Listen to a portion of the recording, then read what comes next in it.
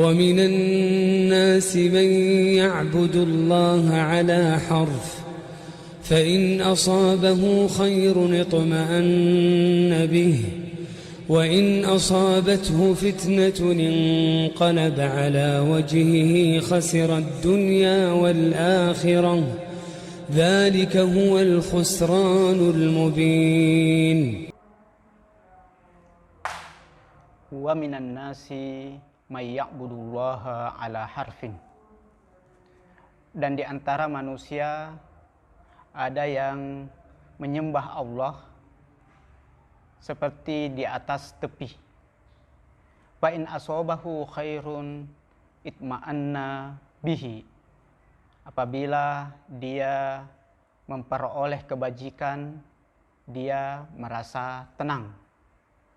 Wa in asabatuhu fitnatun inqalaba ala wajhihi. Dan jika dia ditimpa cobaan, maka dia berbalik ke mukanya. Khasirat dunya wal akhirah. Dia rugi di dunia dan di akhirat. Dzalika huwal khusranul mubin.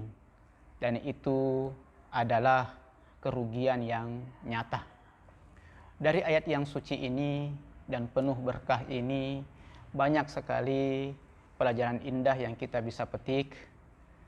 Di antaranya yang pertama, ayat-ayat sebelum ayat ini berbicara tentang orang-orang yang sesat, dan begitu pula para pemimpin-pemimpin kesesatan.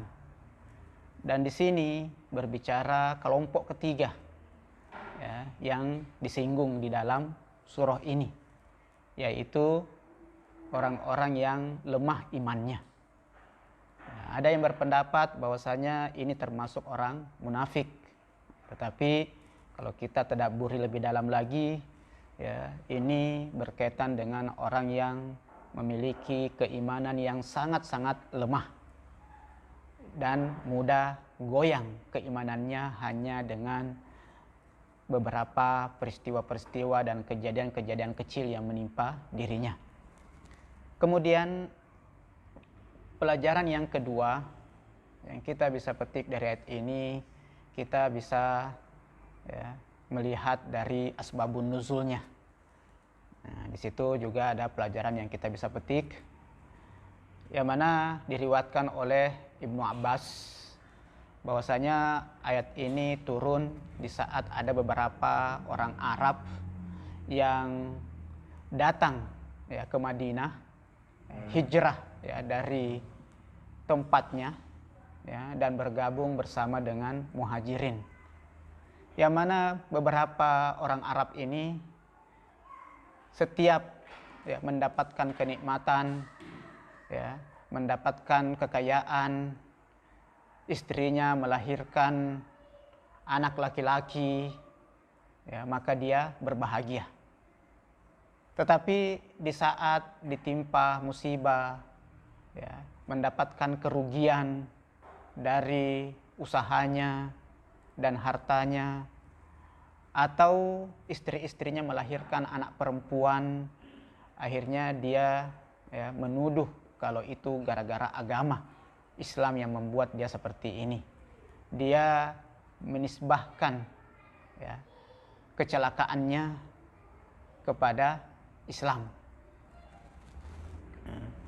Kemudian pelajaran yang ketiga yang kita bisa petik dari ayat yang suci ini, dari kata wa minan nasi may ya'budullaha ala harfin, yaitu kata harf.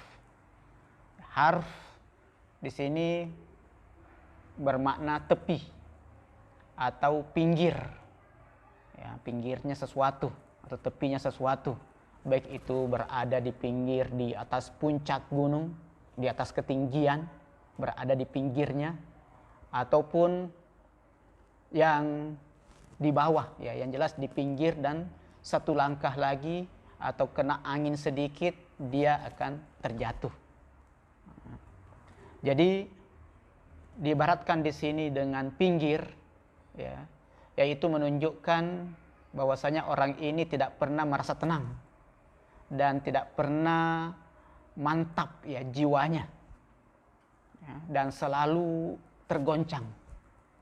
Ya, imannya ya, hanya sedikit sekali, sedikit saja tertimpa sesuatu langsung ya terjatuh keimanannya. Dan ada juga yang mengartikan harfun ini adalah lisan, ya, bahwasanya imannya hanya sampai lisan saja, tidak sampai kepada hatinya, sehingga dia tidak punya pendirian yang kuat, tidak punya sandaran yang kokoh, dan tidak punya prinsip ya yang bisa mempertahankan dirinya. Hanya di lisannya saja, sehingga gampang ya berubah-berubah. Ada juga yang mengartikan harfun di sini adalah satu sisi saja. Ya, jadi dia ya, beragama ya, dan menyembah Allah Subhanahu wa Ta'ala hanya dari satu sisi saja. Ya, karena adanya keuntungan dia dapatkan dari ya, beragamanya ini, sehingga dari itulah dia mengikuti agama Allah ini dan menyembah Allah ya, hanya dari satu aspek.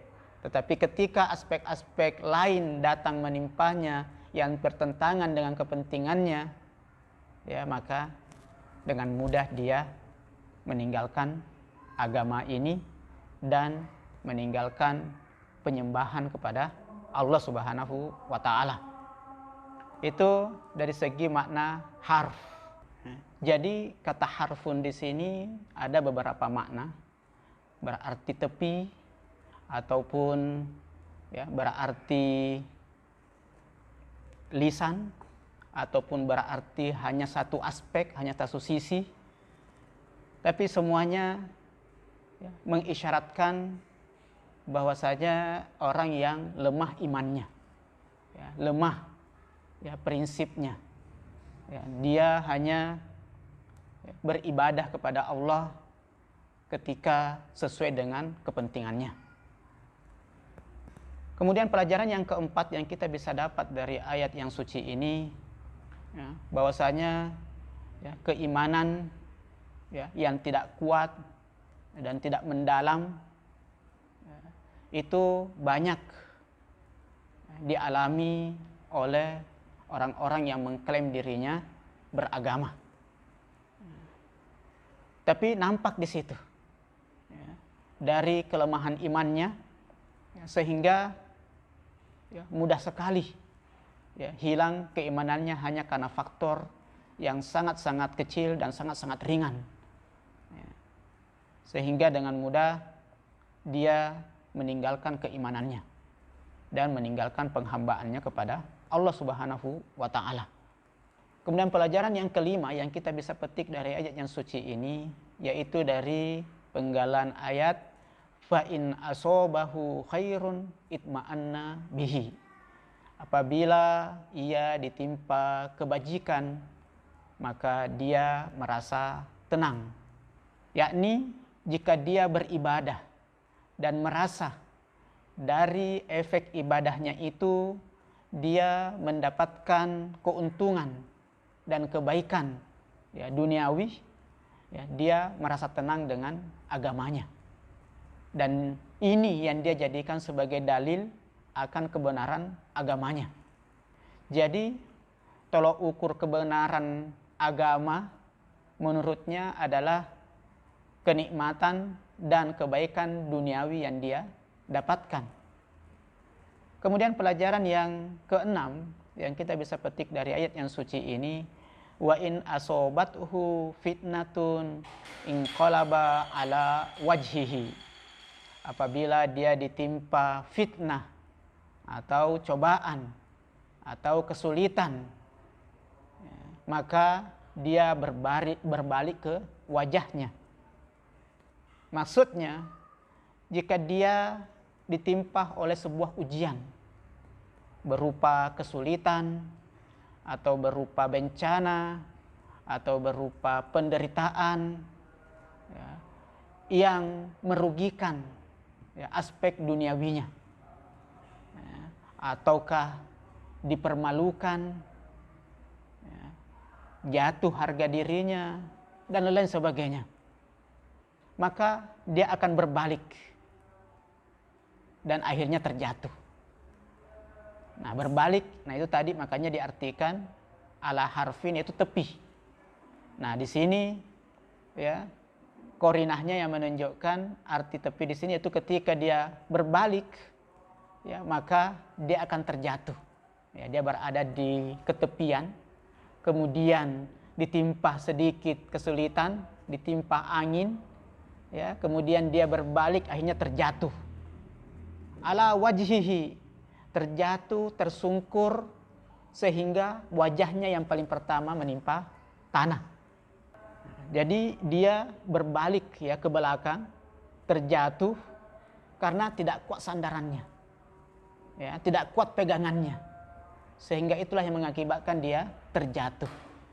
Ya.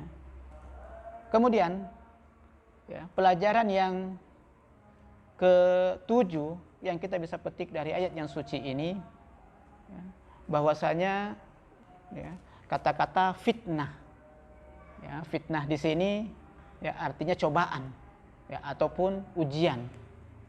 Ya, padahal antonimnya khair itu adalah syarrun, tapi Al-Quran tidak mengibaratkan keburukan, tidak mengibaratkan syarrun atau kejahatan, ya, tetapi ujian. Ya. Ini menunjukkan bahwasanya ujian itu yang ditimpakan kepada manusia, apakah itu berbentuk bencana, apakah itu berbentuk kesulitan, apakah itu berbentuk ya, penderitaan, tidak selamanya keburukan, tetapi adalah ujian yang merupakan tangga untuk menyempurna, tangga untuk mendapatkan kebahagiaan yang Allah janjikan kepada umat manusia. Karena ujian itu sesuatu yang niscaya bagi manusia. Keimanan harus diuji. Ahasiban nas ayyutraku ayyakulu amanna fahum la yuftanun. Apakah manusia mengira dia akan dibiarkan begitu saja mengatakan saya beriman, sementara dia tidak diuji? Ya. Nah, di sini ya, ujian sesuatu yang niscaya ya, yang menimpa manusia, dan bukanlah keburukan, bukanlah kejahatan. Itu yang diisyaratkan di dalam ayat ini, sehingga menggunakan kata fitnah, lawan daripada khair. Kemudian pelajaran yang ke-8 yang kita bisa petik dari ayat suci ini, ya, bahwasanya ya, banyak ya, manusia yang beragama itu karena faktor kepentingan pribadi dan kepentingan kelompoknya, bukan murni karena kesadaran ya, ingin menghamba kepada Allah Subhanahu wa Ta'ala, yang didasari dengan ma'rifatullah, yang didasari dengan kesadaran penuh bahwasanya dia hanya hidup sementara di dunia ini, dan tujuan daripada penciptaannya bukan untuk tinggal di dunia ini, tetapi untuk ya, mencapai makom kesempurnaan di alam akhirat kelak, dan dunia hanyalah tempat mengumpulkan bekal untuk akhirat, bukan, tetapi dia menyembah kepada Allah, kemudian dia beragama karena adanya kepentingan yang dia bisa raih ya, dari beragamanya itu, adanya maslahat duniawi baik secara pribadi maupun untuk kelompoknya yang dia bisa dapatkan ya karena agama, ya, karena menyembah Allah Subhanahu wa Ta'ala. Ya, karena kita menyaksikan banyak sekali kepentingan yang bisa diberikan ya, melalui jalur agama, banyak. Dalam politik banyak sesuatu yang kita bisa dapatkan melalui pintu agama. Dalam ekonomi banyak yang kita bisa dapatkan melalui pintu agama.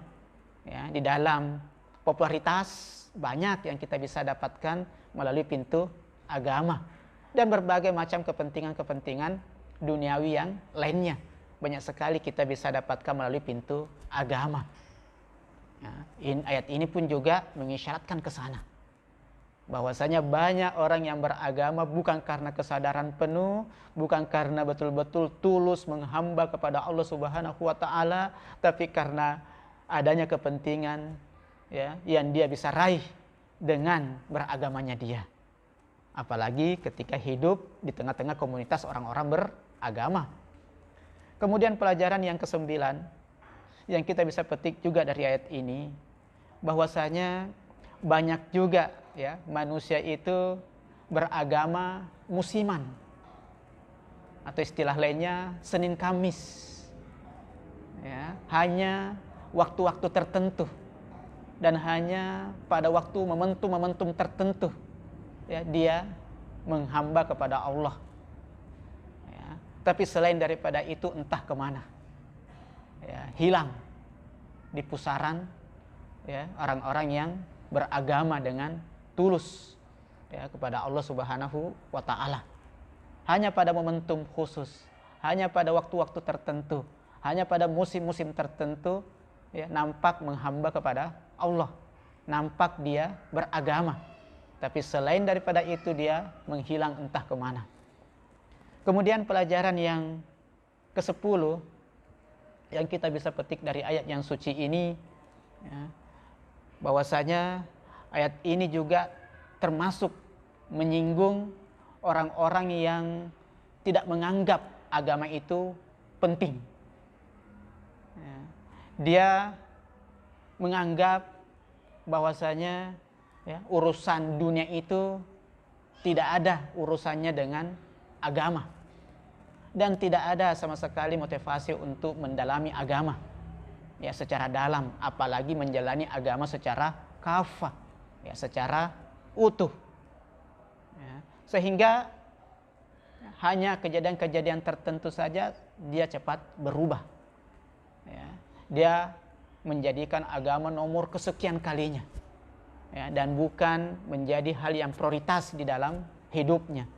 Itu karena tertutupnya matanya oleh kemewahan-kemewahan dunia dan keindahan-keindahan dunia, sehingga akhirnya fitrahnya tertutup untuk memiliki daya tarik terhadap agama.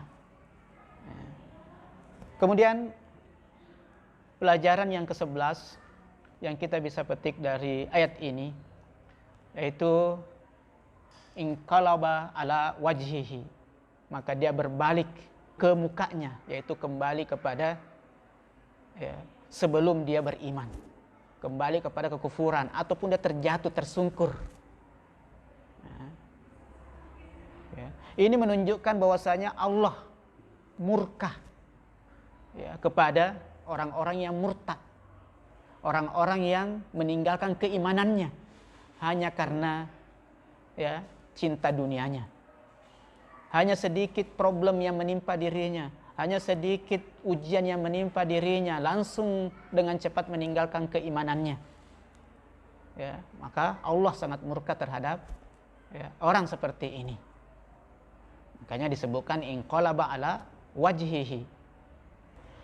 Kemudian pelajaran yang ke-12 yang kita bisa petik dari ayat suci ini, khasirad dunya wal akhirah, dzalika huwal khusranul mubin. Ya, dia rugi di dunia dan akhirat, dan itulah kerugian yang terbesar dan nyata.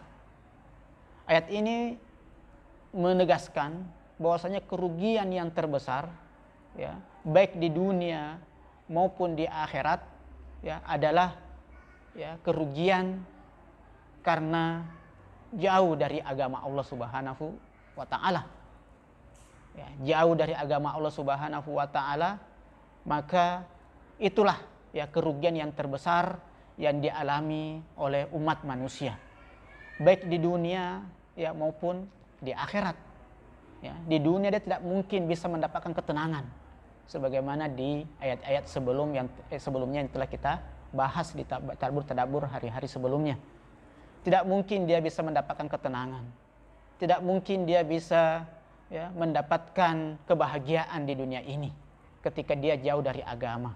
Apapun yang dia dapatkan di dunia ini semuanya bersifat sementara dan kosong dari berkah ya, kosong dari nilai-nilai yang bisa memberikan kebahagiaan yang abadi ya. Tidak ada kelayakan ditempelkan kepadanya kebahagiaan dan kesejahteraan yang bersifat abadi, yang bersumber dari Allah Subhanahu wa Ta'ala. Dan itulah kerugian terbesar di dunia. Sudah berusaha, sudah berupaya, sudah menghabiskan energi, waktunya, perhatiannya, tetapi tetap tidak mendapatkan manfaat di dunianya. Apalagi kelak di akhiratnya. Dan ini sangat jelas kerugiannya. Sangat jelas kerugiannya. Agama datang untuk menyelamatkan umat manusia. Ya, menyelamatkan dari kerugian. Menyelamatkan dari kehancuran. Ya. Nah, makanya ketika manusia jauh dari agama dan tidak berpegang kepada agama, maka pasti dia akan merugi. Pasti dia akan celaka. Pasti dia akan binasa. Ya. Allah sudah menggariskan, ya, bahwasanya agama ini, ya, adalah agama penyelamat manusia. Agama yang menghantarkan manusia untuk menggapai apa yang dia inginkan. Apa kebanyakan manusia harapkan adalah kebahagiaan. Kebahagiaan hakiki hanya bisa diraih dengan agama Allah Subhanahu wa Ta'ala. Apapun yang kita anggap bahagia, selama itu tidak melalui jalur agama, maka kebahagiaan itu adalah kebahagiaan yang semu, kebahagiaan yang sementara, dan itulah kerugian yang sangat besar yang dialami oleh manusia. Masih banyak lagi pelajaran indah yang kita bisa petik dari ayat suci ini, tapi kita cukupkan sekian. Wassallallahu ala Muhammad wa ali Muhammad. Wassalamualaikum warahmatullahi wabarakatuh.